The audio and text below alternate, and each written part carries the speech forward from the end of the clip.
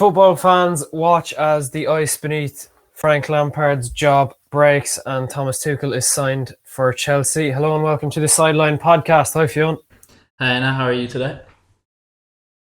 Not too bad. So, obviously, Frank Lampard, his job was in jeopardy for a while now. What do you think tipped the balance? I think it was just the poor performances overall throughout the season. But I think it was the wrong decision because you can't expect him, with that amount of new players he's brought in, you can't expect him to just win the league instantly. You have to give him a season or two, and then he can start challenging for the league and other cups. And, because you can see he did great in the season when he didn't have a lot of players. And, he was using a lot of the youth and they're doing well. But I think they just didn't give him enough time.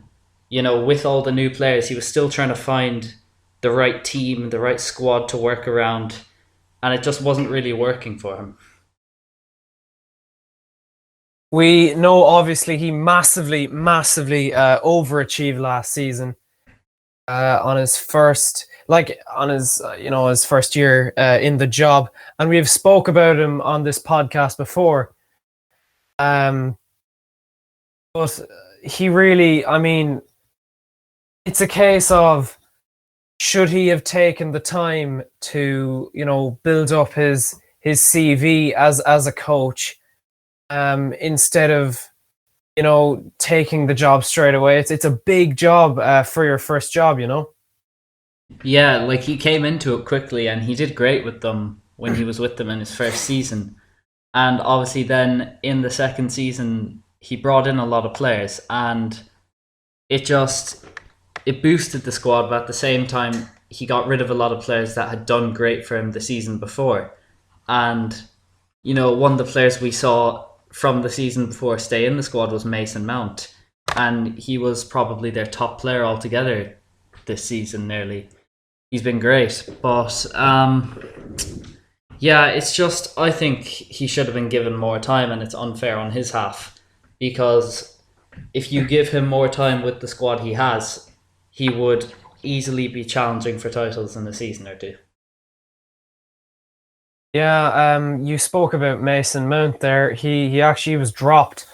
Thomas Tuchel, who we will talk about in a minute, he dropped Mason Mount, which was sort of, I suppose, giving the two fingers to the fans really, who developed a strong relationship with Mason Mount, and he came on and he seemingly did more than Kai Havertz in his 10 minutes on the pitch than Kai Havertz did in his, in his whole performance. And, obviously Tuchel, a German speaker, he's brought in to coach these players like Werner and Havertz, these players that have come over from the Bundesliga.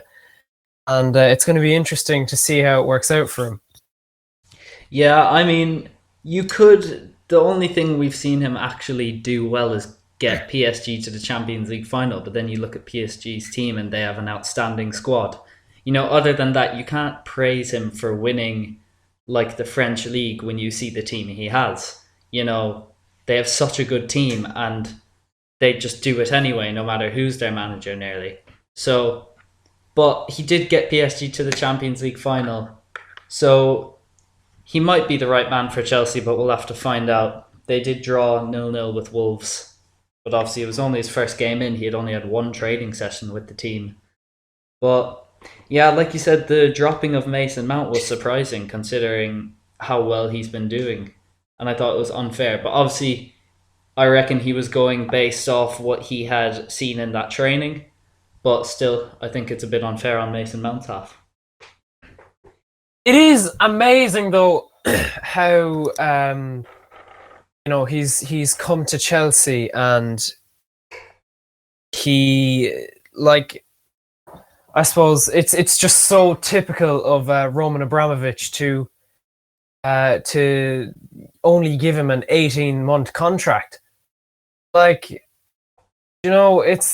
It really isn't surprising at this point. You're getting in a world-class coach. Obviously, they can extend that contract, but 18 months.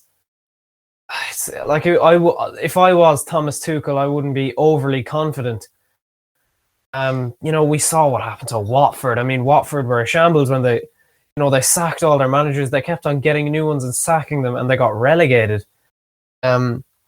Obviously, surely Chelsea aren't in any danger of being anywhere near the relegation zone. But this is a club that aspires to be winning, the Champions League and the Premier League. And it's been one of the toughest times of the Abramovich era. Yeah, I mean, but we've seen it with other managers, like even with Manchester United. I think you could see, obviously, Ole came in, he had a great start of the season. The whole team boosted up when he came in midway through that season. And then they had a dip. But then at the start of this season, we weren't playing well. We got off to a bad start. And, we lost 6-1 to Spurs and we lost 1-0 to Arsenal. And everyone was like, Ole out, because we had then got knocked out of the Champions League. And they were all like, oh, get him out. And Ed Woodward came out and said, we're backing Ole and what he's doing. And then, the team got into form because they could have the certainty that their manager isn't going away, he's staying. They can keep playing the way they're playing. There wasn't that uncertainty for the players as well. So that's just what I think the problems with Chelsea. They're not giving their managers enough time. And it's just unfair on Frank as well. And, it brings up that argument again of someone like Sir Alex Ferguson or Arsene Wenger. Simply, they just wouldn't last at this stage in the game. And, it really is, it's hard to appreciate, really. I mean, Alex Ferguson, he came in, was it the 86-87 season for Manchester United? Okay, he didn't win his first trophy until the 1990 FA Cup final to beat Crystal Palace. So that's a long time for a manager not to win a trophy. Obviously, Ole's already halfway there. But, I mean, on the flip side of that, he'd already proved himself with Aberdeen. He'd done amazing things with Aberdeen. He won the Cup Winners' Cup. I think it was Real Madrid he beat, I think it was Real Madrid or Barcelona. Or, it was a big team, but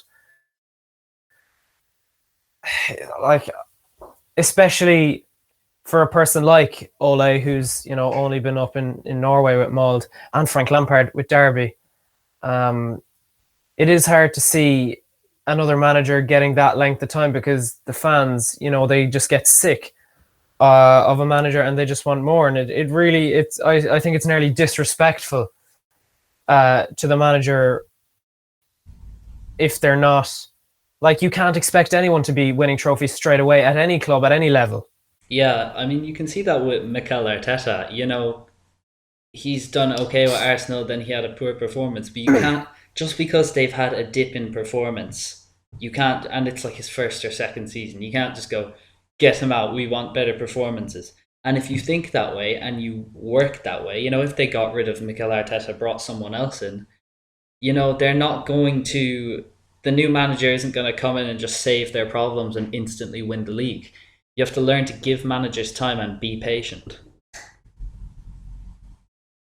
Well, Thomas Tuchel will be looking for a brighter start. And before we finish up, in his first game against Watford, 0-0. Chelsea had 79% possession, and 14 shots to 4, 5 shots on target to 0. And here's an interesting one, actually. Chelsea accumulated 898 passes, while Watford only accumulated 242. Yeah, Kovacic had, I think it was 140 passes, and the whole Wolves team had 170 altogether. I think that was it. They had 242. But yeah, I see your point, and it's an interesting one. But anyway, that's all we have time for today. Thank you for listening to this episode of the Sideline